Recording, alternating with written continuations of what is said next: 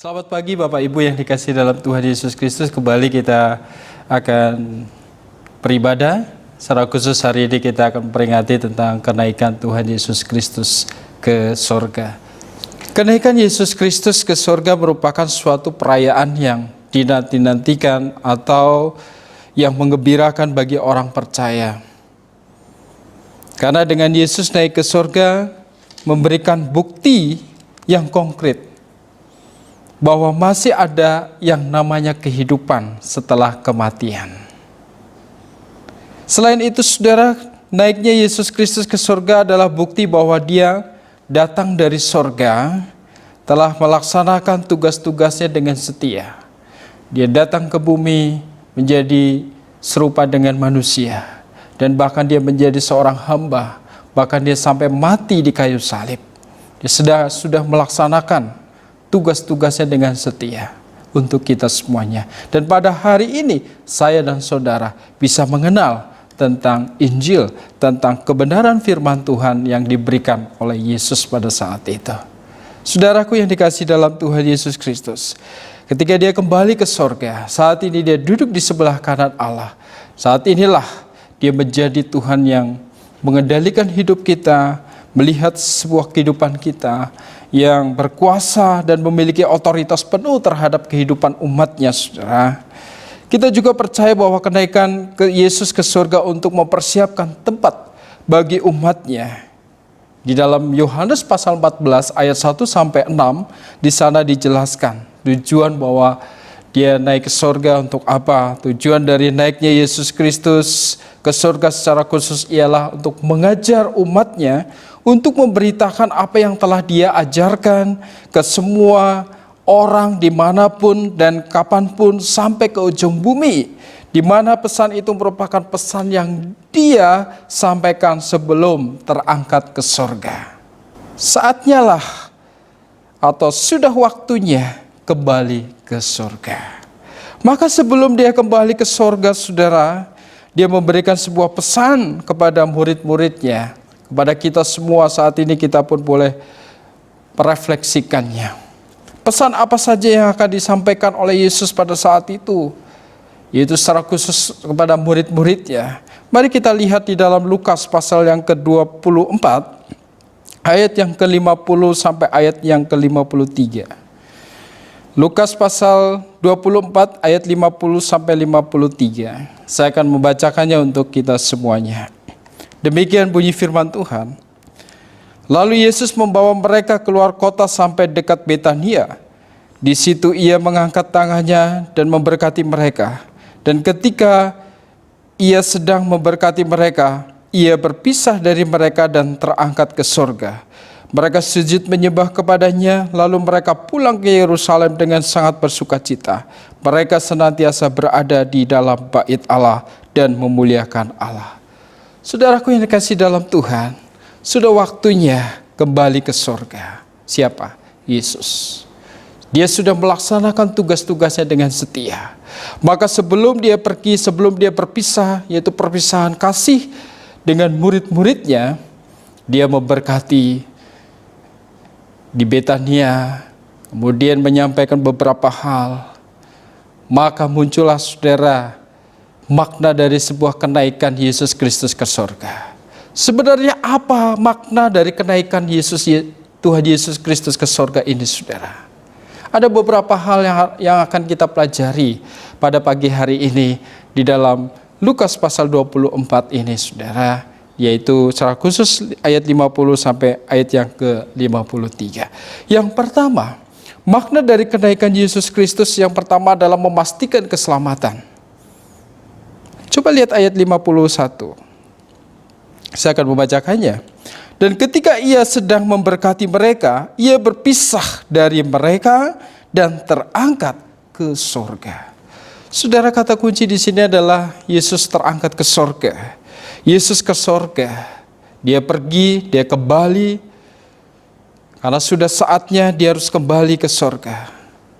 Kemudian Dia pun berjanji, Yesus akan datang kembali untuk membawa kita ke surga. Yaitu di dalam Yohanes pasal 14 ayat 3, dikatakan demikian.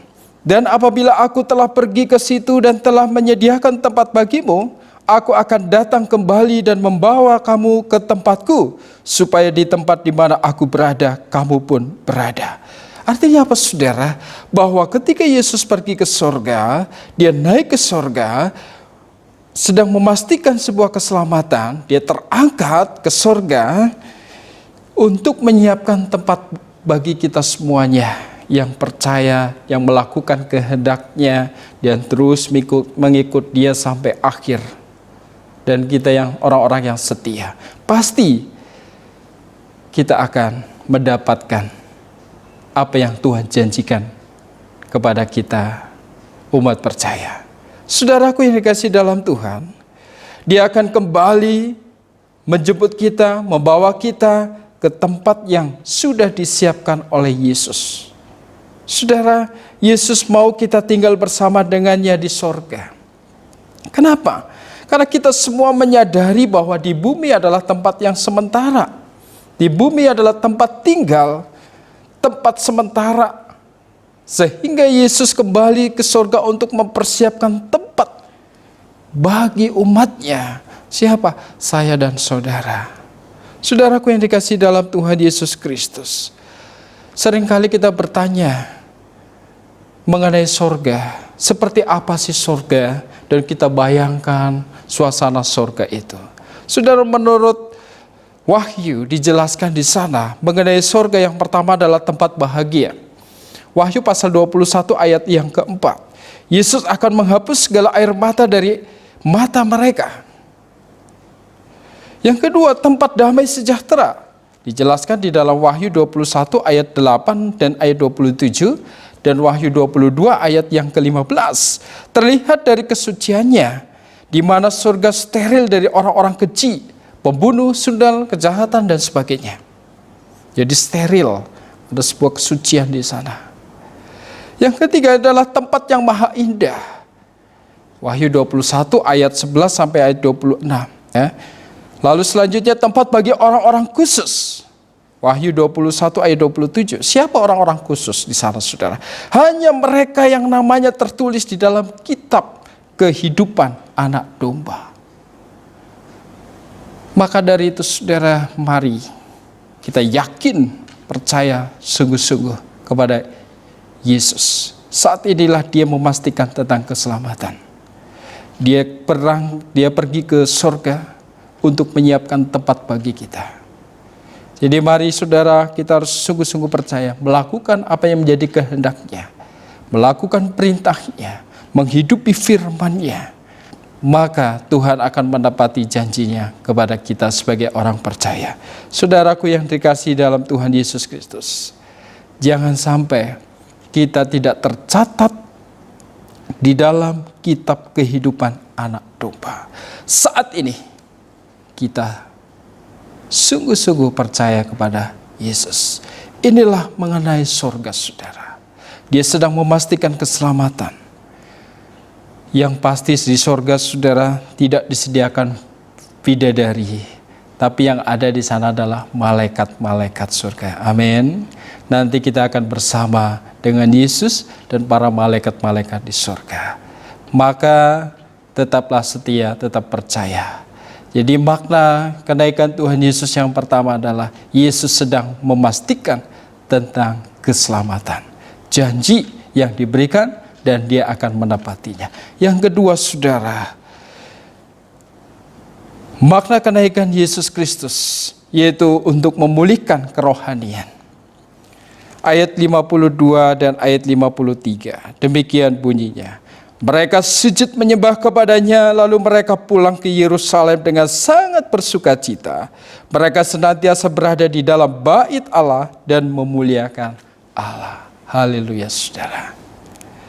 Kerohanian murid-murid sempat terpuruk pada saat itu. Ketika penderitaan dan kematian Yesus, Petrus sendiri sempat menyangkal Yesus sebanyak 3 kali. Sedangkan murid-murid yang lainnya, dia lari terpirit-pirit, ketakutan meninggalkan Yesus. Saudaraku yang dikasihi dalam Tuhan, apa yang terjadi ketika detik-detik Yesus naik ke surga. Mereka lalu sujud menyembah kepadanya. Ayat 52 bagian A. Lalu mereka pulang ke Yerusalem dengan bersukacita dan dia beria-ria. Kemudian mereka memuliakan Allah. Bait Allah, di rumah ibadah, memuliakan Allah di dalam kehidupan hari lepas hari. Karena mereka saat ini sudah yakin apa yang sudah disampaikan oleh Yesus tentang janjinya. Dan dia akan kembali lagi. Disinilah kenaikan Yesus Kristus untuk memulihkan kerohanian murid-muridnya, yaitu saya dan saudara. Saudaraku yang dikasihi dalam Tuhan, tetap semangat. Janganlah hendaknya kerajinanmu kendor, biarlah rohmu menyala-nyala dan layanilah Tuhan.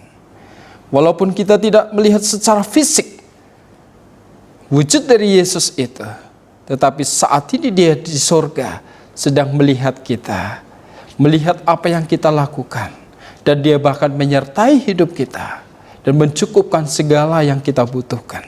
Saudara, janganlah kita menjauhkan diri juga dari pertemuan-pertemuan ibadah. Kita terus melakukan kehidupan kita bersama dengan Tuhan, karena saat inilah kita sedang dipulihkan. Ini merupakan wujud untuk memulihkan kerohanian kita, saudara. Supaya apa? Supaya kita tidak ragu-ragu lagi tentang siapa Yesus itu. Supaya kita tidak takut lagi. Supaya kita tetap semangat di dalam mengikut Tuhan. Karena dia sudah memulihkan kerohanian kita. Dan bahkan dia sudah memastikan tentang keselamatan. Dan tentang janji yang dia sampaikan kepada kita. Yang ketiga, saudara, makna yang ketiga di dalam kenaikan Tuhan Yesus Kristus, karena sudah waktunya dia harus kembali ke surga. Yang ketiga adalah meneguhkan kesaksian. Mari kita lihat ayat sebelumnya, saudara, yaitu ayat 47 sampai 49. Saya akan membacakannya untuk kita. Dan lagi dalam namanya berita tentang pertobatan dan pengampunan dosa harus disampaikan kepada segala bangsa. Mulai dari Yerusalem, kamu adalah saksi dari semuanya ini. Dan aku akan mengirim kepadamu apa yang dijanjikan Bapakku. Tetapi kamu harus tinggal di dalam kota ini sampai kamu diperlengkapi dengan kekuasaan dari tempat tinggi. Saudara, saya dan saudara dikatakan adalah saksi. Saksi dari semuanya ini, yaitu tentang Yesus Kristus sebagai juru selamat kita, yang sudah memulihkan kerohanian kita, yang sudah memastikan tentang keselamatan kita. Itu saudara, pada waktu itu Yesus menyampaikan kepada murid-muridnya bahwa kamu adalah saksi dari semuanya ini. Ayat yang ke-48. Apa saja yang disaksikan? Yaitu harus pertobatan dan pengampunan dosa. Kepada siapa kita harus bersaksi? Dan kepada siapa murid-murid saat itu harus bersaksi? Yaitu kepada segala bangsa. Mulai dari mana? Dari Yerusalem. Artinya apa? Dari yang terdekat. Dari lingkungan terdekat terlebih dahulu. Jangan kita berpikir bersaksi dari Afrika terlebih dahulu. Tetapi yang di dekat kita adalah orang-orang yang membutuhkan Injil. Membutuhkan tentang damai sejahtera. Membutuhkan tentang pengampunan dosa. Membutuhkan tentang pengertian-pengertian tentang keselamatan. Mari saudaraku yang dikasihi dalam Tuhan, dari yang terdekat terlebih dahulu. Mungkin di dalam keluarga kita ada yang belum percaya. Mari kita berikan teladan untuk mereka dalam perkataan kita, tindakan kita. Kita sampaikan nilai-nilai kekristenan supaya mereka pun bisa melihat diri kita bahwa kita dipenuhi oleh kuasa Tuhan. Saudara, itu pun yang sering kita harapkan. Bukankah itu yang kita harapkan, saudara? Supaya mereka pun boleh bersama-sama dengan kita mengenal Yesus, Sang Juru Selamat. Mengenal Yesus yang sudah memastikan keselamatan untuk kita. Mengenal Yesus yang sudah memulihkan rohani kita. Maka kita pun harus bagikan ke mereka. Amin, saudara. Mari semangat untuk memberitakan dari yang terdekat terlebih dahulu. Jangan takut. Kenapa? Tuhan katakan bahwa Roh Kudus akan menjadi rekan dalam penginjilanmu. Roh Tuhan yang Tuhan akan utus untuk menyertai kita di dalam menyampaikan kebenaran firman Tuhan, menyampaikan tentang kabar baik itu. Lalu bagaimana kalau mereka belum percaya? Biarkan itu bagian Tuhan. Yang penting kita sudah sampaikan. Biarlah Roh Kudus yang bekerja atas orang itu. Saudaraku yang dikasihi Tuhan, mari bahwa kita jangan takut. Memberitakan Injil itu bukan kehendak gereja, tetapi kehendak Yesus yang disampaikan kepada murid-muridnya. Memberitakan Injil merupakan tugas mulia dan agung. Untuk itu Yesus memberikan jaminan kuasa keselamatan. Karena tugas memberitakan Injil bukanlah tugas yang mudah. Maka sekali lagi saya katakan, Yesus berjanji Dia akan mengutus utusannya. Siapa? Roh Kudus, yang kita akan kenal nanti dalam hari Pentakosta. Kita peringati turunnya Roh Kudus, menandakan bahwa kita akan dipenuhi, diberikan kekuatan, keberanian untuk memberitakan siapa Yesus itu. Alangkah bahagianya kita, saudara. Kita berjalan tidak sendirian, tetapi Roh Tuhan yang menyertai kita. Maka dari itu tetap kita kuat, jangan takut. Terus berjalan melalui kehidupan kita menjadi teladan bagi mereka. Saudaraku yang dikasihi dalam Tuhan, lalu apa dampaknya pada saat itu ketika Yesus sampaikan kepada murid-muridnya untuk menjadi saksi bahwa kamu adalah saksiku? Terjadi pertambahan jiwa secara signifikan. Contohnya saudara, sekali Petrus bersaksi, yaitu dia berkhotbah, bertambah jiwa berapa? 3.000 jiwa. Dalam Kisah Para Rasul 2 ayat 41 di sana dijelaskan, saudara. Semakin banyak gereja lokal yang dibuka. Gereja di Yerusalem, gereja di Yudea, kemudian gereja di Antioquia, bahkan sampai ke Roma, bahkan sampai di sini saat ini kita bisa mengenal Yesus. Saudara, semakin banyak orang non-Yahudi yang percaya kepada Yesus. Dan kita pun saat ini harus semakin banyak orang yang mengenal siapa Yesus. Yang sudah memulihkan kerohanian kita dan memastikan tentang keselamatan. Janji yang Tuhan berikan. Setia, mengikut Dia, percaya dengan sungguh-sungguh, melakukan kehendaknya, tidak bercacat celah, Tuhan akan memberikan janji itu. Apa? Surga. Amin, saudara. Mari saudaraku yang dikasihi dalam Tuhan, jangan pernah meragukan tentang keselamatan yang Tuhan sudah berikan kepada kita. Dia sudah datang ke dunia ini. Dia bahkan serupa dengan manusia, menjadi seorang hamba. Bahkan dia mati, sampai mati di kayu salib. Untuk siapa? Saya dan saudara. Supaya kita pulih hidup kita. Supaya kita bertobat. Supaya kita memperoleh keselamatan itu. Seharusnya semakin semangat di dalam mengikut Tuhan. Seharusnya semakin semangat di dalam mengiring Tuhan. Seharusnya semakin semangat di dalam melayani Yesus. Inilah wujud bahwa kita sudah dipulihkan rohani kita. Pergilah dan sampaikanlah Injil Kristus kepada semua orang. Jadi inilah makna kenaikan Yesus Kristus ke sorga saudara untuk kita semuanya. Dia sudah memastikan keselamatan. Dia sudah memulihkan kerohanian kita. Dan kita saat ini pun harus pergi dan sampaikan Injil Kristus kepada seluruh bangsa. Dan yang ketiga saudara, dia meneguhkan kesaksian untuk kita semuanya. Mari saudara, inilah makna kenaikan Tuhan Yesus Kristus ke surga untuk kita semuanya. Kita renungkan baik-baik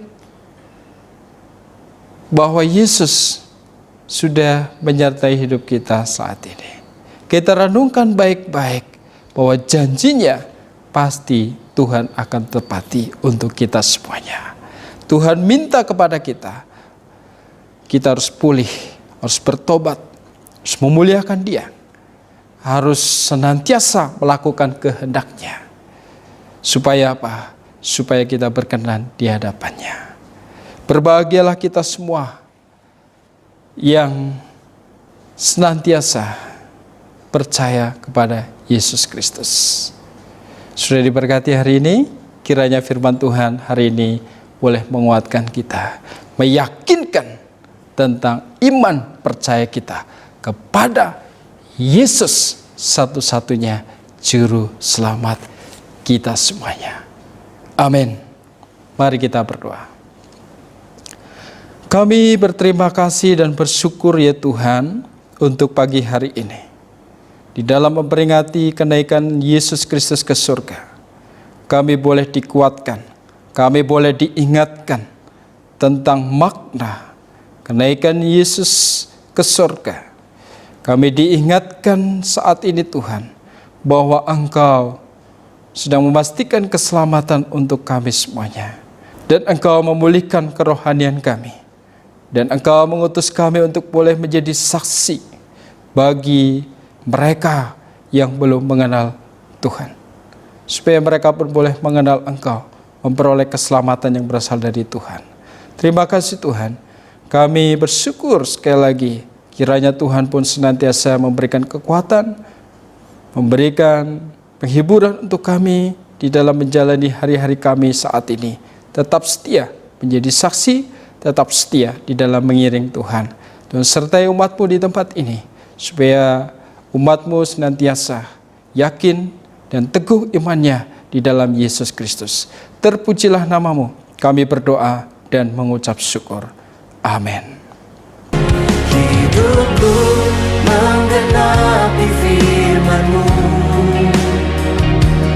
tanda mujizat sertai tiap langkahku.